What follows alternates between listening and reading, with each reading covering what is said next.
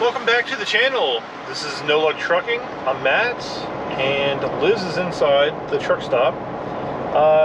I just woke up from my try to sleep all day so I can drive all night. So we are doing a expedited team load, which we normally don't do, but we kind of have to adapt, and we wanted to make some good money, and we wanted to run a decent amount of miles.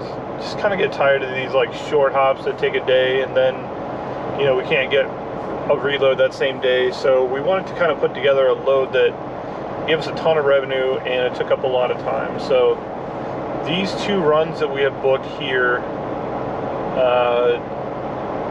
total around 14,000, which isn't anything crazy, but compared to the rest of the stuff on the board, it's actually pretty good, and it takes about a week.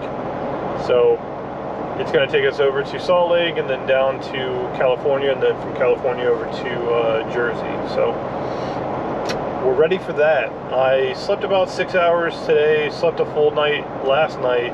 I tried to stay up as late as I could, but I was just tired. And then it's like back to the circle of life. We started at Prime, and then this Prime truck over here pulled in with this reefer that probably needs to be taken out back and put down. The belt was squealing the entire time. The reefer was super loud. So that's what I get, right? Just trying to sleep, and Prime rolls up, but I think I got enough sleep. We called Saya, which is the company that we're doing the LTL for, and they said it's ready. So it's about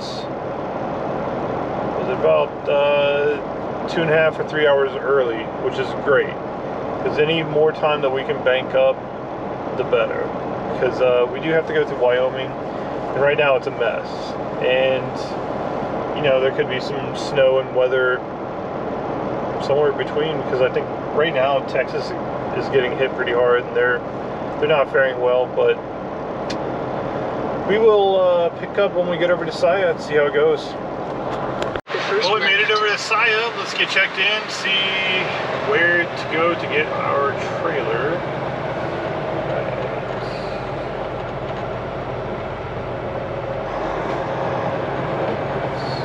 Make a sharp left turn.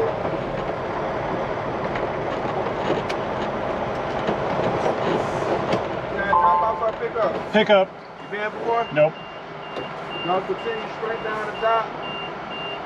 Get my highway down. You're gonna see a trash can on your right. It's a ramp right next to it. Walk up the ramp, make a left, second window. Okay, thank you.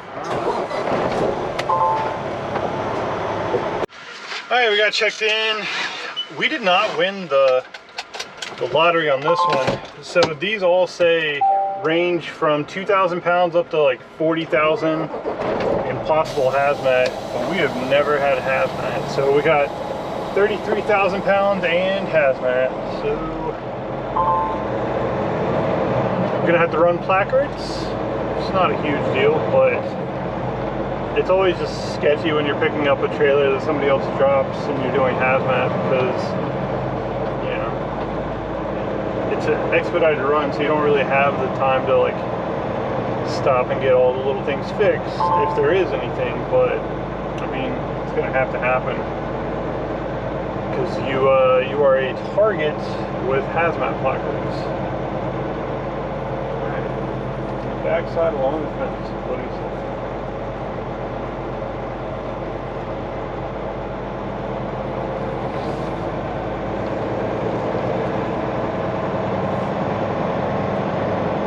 In 1/4 mile, turn right.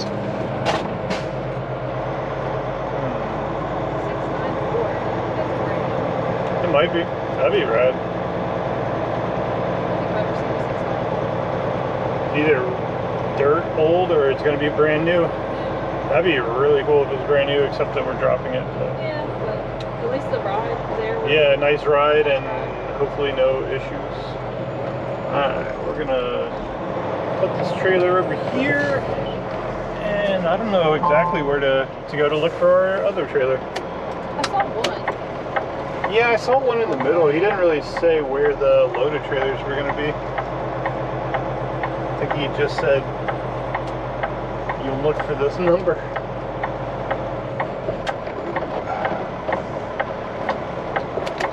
Cut it too short because there's a little dolly. Yeah, that's what they're called.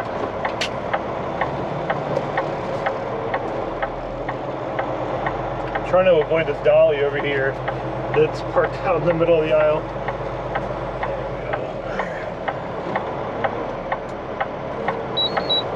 There, dolly is avoided.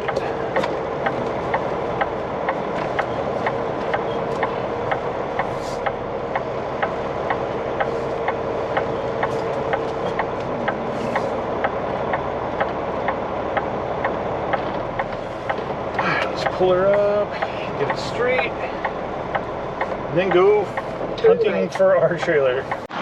Well, we just got some good news.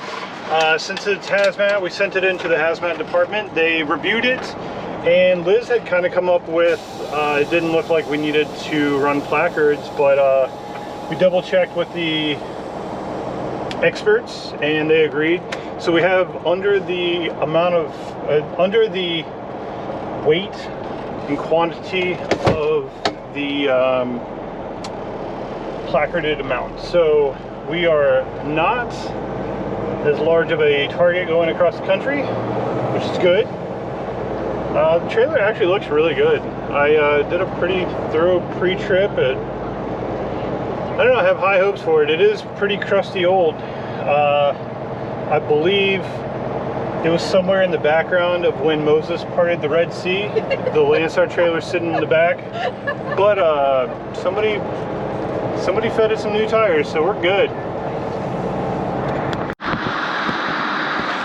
Alright, it's going to be a little bit of a dark update. I guess somebody's headlights on, so it's shining a little bit. But we're about 276 miles. Well, actually, 250 miles away from the pickup. Atlanta traffic right at rush hour wasn't too fun, and now we've hit nothing but like a heavy downpour, so can't go flying. The trailer does ride pretty poorly. I'm a little disappointed in that because the tires look good, but I don't know. I didn't see any waviness, but maybe one of the wheels is square or something. It's not good. So been trying to keep the speed down as well so Liz can sleep while I'm driving so that she will be rested when I'm done. Got about 5 more hours of driving once my 30-minute break's over. And currently we're on I-24 West. So we'll be on there for a while. And then we're going to cut up at 57 north over to 64, and then we're going to hop on 70. We're going to take 70 across, cut up in Nebraska, in E2, and I think it's Iowa too, also where it connects, and that's going to take us over to 80, and hopefully we have timed it right where we don't get stuck in a blizzard in Wyoming. Well, we hit a patch of bad weather. There's a JCT truck in the ditch over to the left. Looks like he bounced off of this car over here to the right. Looks like it just happened not too long ago. And I suspect there's some more vehicles involved down here as well, but the windshield's starting to freeze over, and I'm starting to see ice on the ground. Give it too much gas, the tires do slip, but I think we can get by this. And I hope. Like, the worst part of all of this is the other drivers are just really unpredictable and really bad. If nobody else was on the road, we'd be perfectly fine, but slow and steady. Accident number 2. Been sitting here for about an hour, I think. Just trying to get through. I don't know if they're shutting down the road or if they're just diverting people off and back on. Tennessee. We're gonna keep rolling through.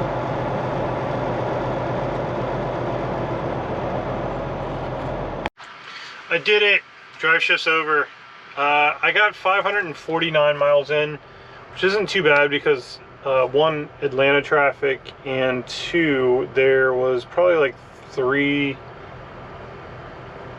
accidents altogether.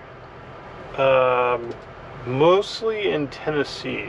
The road was a piece of ice in some parts, but people were just driving like morons. But we made it through. Everything was good. Had no close calls or anything like that, other than, like I said, just the general public driving and like erratically switching lanes on top of ice. But my shift is done. I'm passing the torch to Liz.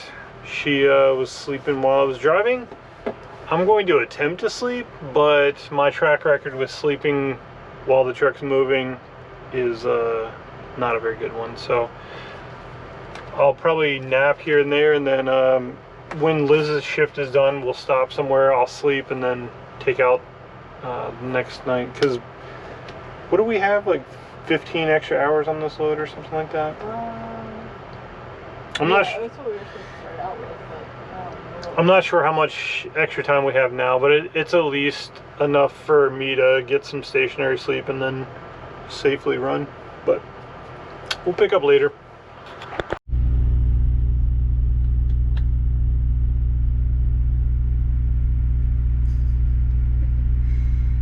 fast forwarding to now, since I totally forgot to film this morning, but I made it through. I made it through a little over 600 miles.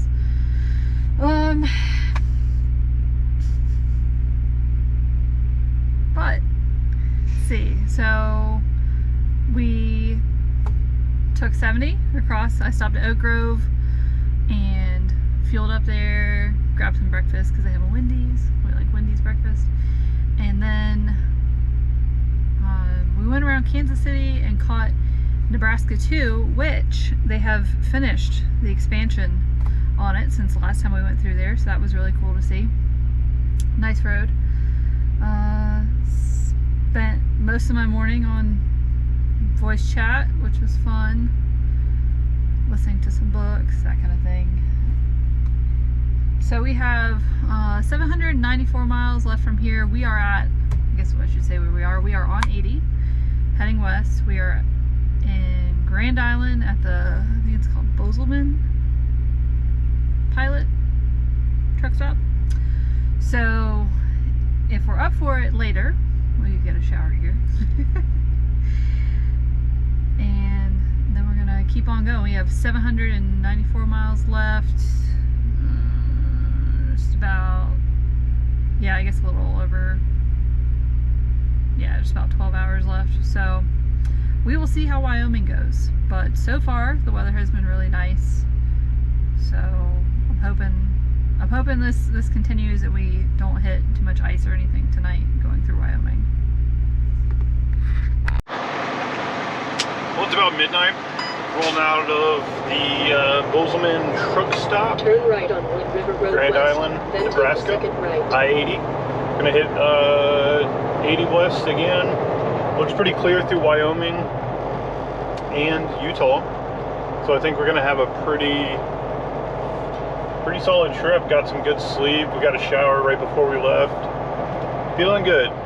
Yesterday was not the best, because I drove my entire shift, you know, through Atlanta and then hitting the weather in Tennessee. A little stressful, and then this trailer ride's so bad. When you get above like 62 or 63, it just shakes so bad, so I wasn't able to sleep much at all. So pretty much just running wide awake. So that sleep was much needed. Alright, I'm gonna get down the road. We'll pick up a little bit. At the traffic light, then It's gonna be a little while before there's any light out, but we'll pick up if anything exciting happens. Alright, rolling up to the fuel stop. we have been getting terrible fuel economy. I believe there is a pretty strong headwind that we were fighting the entire way. Probably got like high 6 miles per gallon. I doubt it's in the 7s if we do the pen and paper math, but we'll fill up here. So far, so good. There's a little bit of snow drifts about 20 miles back. We're at Sydney, Nebraska, at the Loves. Let's see who's just sitting here in front of pumps. Find an empty one.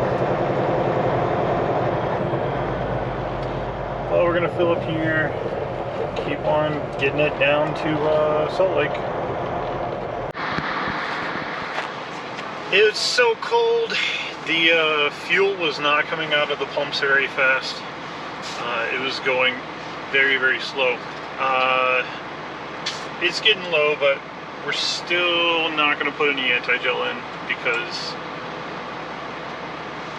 it's not cold enough. And probably not going to have the truck turned off for any length of time from now until after we deliver and get south to where we're going to park for the day.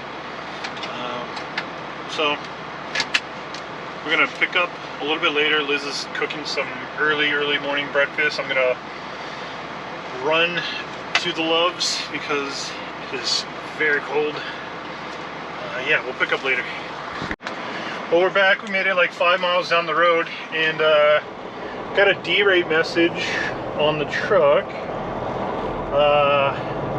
So I immediately turned around because the next truck stop's like 80 miles. If I remember correctly, one of our friends last week got some bad fuel from, I want to say it was Sydney, but I'm not 100% sure. I'm pretty sure though. I'll have to double check with him because if that's the case, then they definitely have something messed up. But for his, we put in some additive that's dispersed water, and he drove it for a little while. He got poor fuel economy, and then his D-rate message came on for a while, and then it went off. It threw a check engine light, and then he was back in business after he topped it off with some better fuel. So I'll have to double check with him and make sure it wasn't the same place, because if it was, then we're not coming back here to get fuel, no matter how cheap it is. I mean, they could have like a crack in their holding tank or something, and then all the water from Turn left on I-80 snow West. runoff or something. I don't know, but I got the additive. I didn't put it in because the D-rate message did turn off sometime in that U-turn that we made. So I grabbed it just in case it does pop up again, just so we don't have to get like a tow or anything.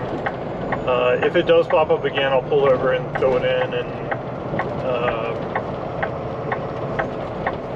I just drive on it for a little while and see what happens. Like we weren't down on power, so the other guy has pretty much the same truck as we do, and it was limiting his torque quite a bit, so he couldn't even like up hills he couldn't even maintain speed. Ours was still pulling just as hard. Like, it didn't have any adverse effect that I could see. But we also didn't drive on it very long. I'll update if anything more happens with that, or whenever we stop next. Well, the update's not good. We dropped to about 50% torque as the max capability. So it's time to put the additive in, and hopefully it starts working before we hit like Elk Mountain and stuff like that, because we are not going to make it up. It's pulling so much timing that the turbo is struggling to make any useful boost. So we're gonna get some additive in there and see what happens. Update time. We just Getting over here to switch drivers. We're in Wamsutter in Wyoming. Still on 80. It's pretty difficult to keep up speed. We are derated pretty harshly. We have about a third of the power. So where it's flat, we're good. And occasionally, now that we've added more fuel, occasionally it'll pick up the power. Excuse me. Yeah, uphill is a struggle. Just have to have hazards on. If we get too slow, I just dip over to the emergency lane. I'm hoping by the time we get to that big climb before Salt Lake, we'll have some more power back. But we'll see. Well, we stopped in Fort Bridger, Wyoming to try to see if there were any other additives that they have here that might help, because conditions have not improved that much. Just threw in another 26 gallons of fuel. It's a long drive when, I mean, I'm probably averaging 45, and there's just so many slight inclines that I slow down on, and not fun. So we'll see what we can do. We made it. It was a struggle for sure. Liz is in checking in, and I'm up here just making sure we don't have to move the truck, because we're kind of parked in front of some trailers and it's a pretty tight lot. So we ended up throwing 2 things of cetane booster, and that gave us our power back so that we can make that climb into Salt Lake. It was not good before. Alright, apparently they want us to drop the trailer along the fence, so I'm gonna try to flip around the best I can and find a spot, I guess. Oh, it's a long day. Long day. Yeah, there was times that we got down to like 12 miles an hour. It was not good. There was several times where I just had to pull over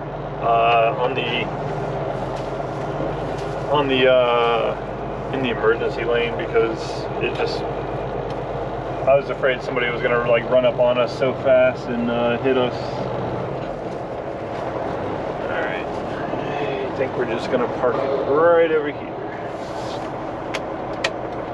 But Liz was very happy to get the full power back. I kind of figured that would help it once we had the stuff that takes the water out of it, and then we just needed the extra cetane since the fuel was basically no good.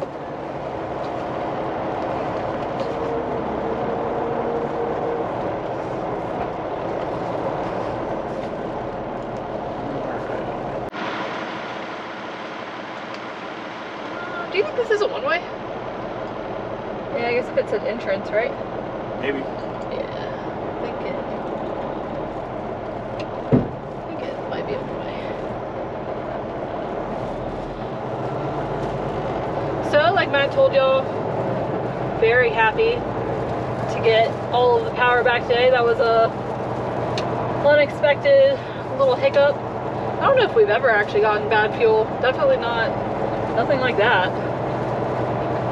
The truck was just doing its best to protect the motor, but that was it was rough there for a while, and crawling up the hills and didn't have any extra lanes, so people were coming up on us quick. And I mean, I had my hazards on pretty much the entire drive, so thankfully Matt knows what he's doing and said, let's try one more additive, and we just kept adding what we assumed was good fuel, and eventually it worked. And man, what a relief that was to finally have a little bit of pulling power up the hills. We don't have the most under normal circumstances, but what we have felt like we were in a race car once we got our torque back. So they told us our empties are out on the street and we saw them coming in, but it's a fairly busy street.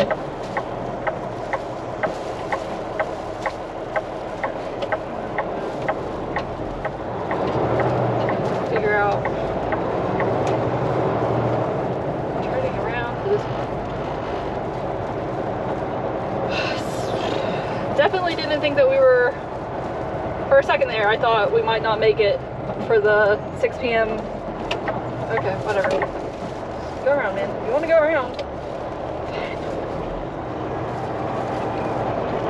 Thought we, yeah, we definitely weren't going to make it for a little bit there, but in the end,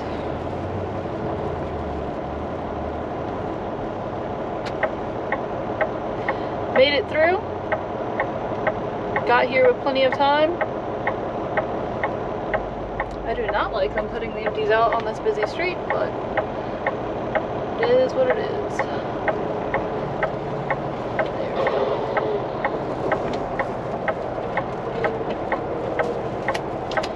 Alright.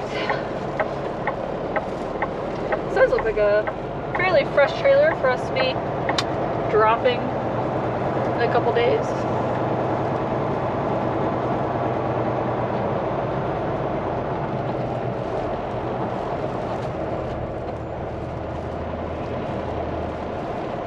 Feels like it's never a dull moment on the team runs when we decide to do them.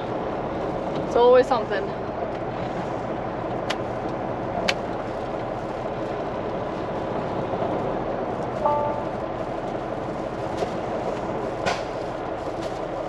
But I guess that's life. Some people would say that's trucking, but it's how you deal with those circumstances, and I think we did a really good job. Matt did a really good job with all the additives. I mean, I've heard him coach our friends to the same thing when they get bad fuel, so kind of knew what we would do going into that situation, but didn't think it would actually happen to us, but alright. So yeah, we'll pick up later, I guess when we get to Scipio, or trying to get through Salt Lake traffic, because that's a thing now since we delayed ourselves so much with the bad fuel, but what you gonna do? Well, yesterday's adventure is over. It's the next morning. It is 12 degrees. It is very cold. We are in Scipio, Utah, off of I-15 South.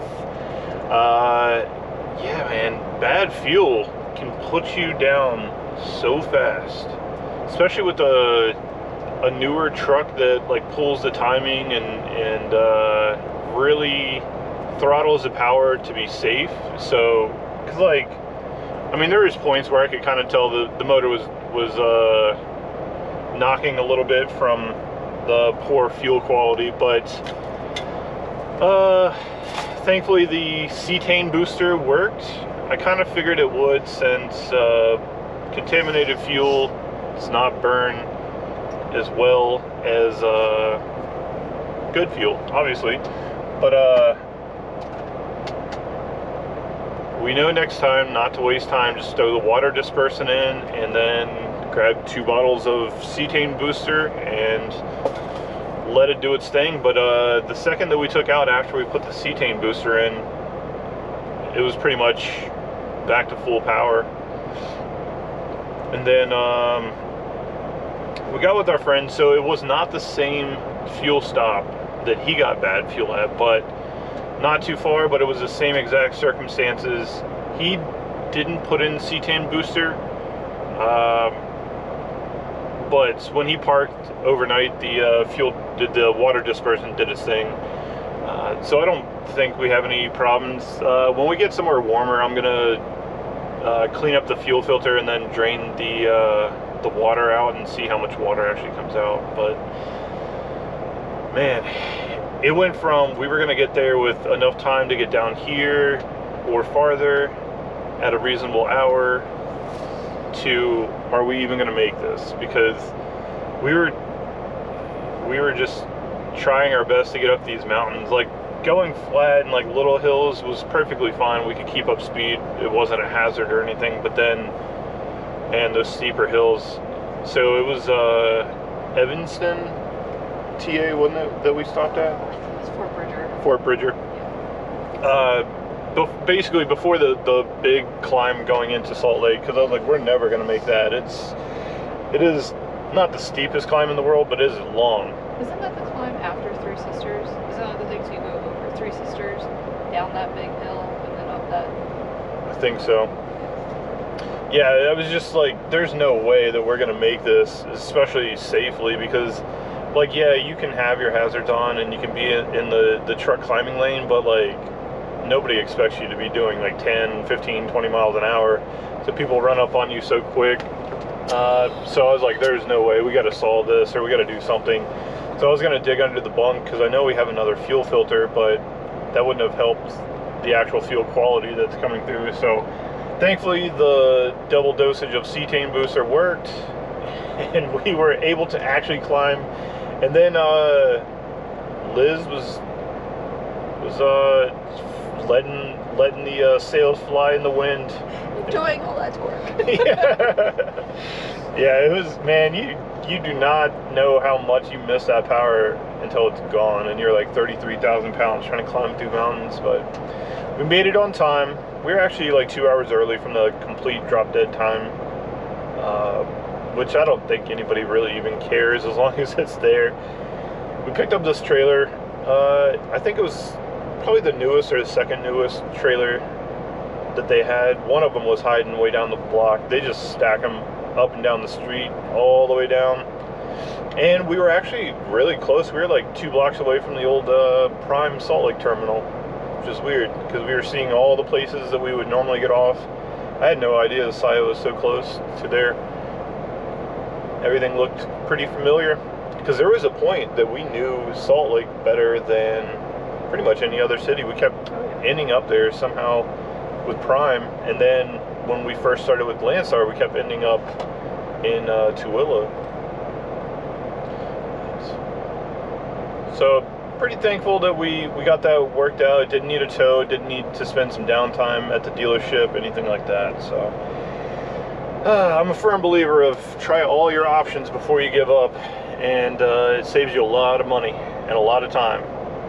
Mostly time, because the money is whatever, but I guess the old adage is time is money. So I think we're going to end this video here.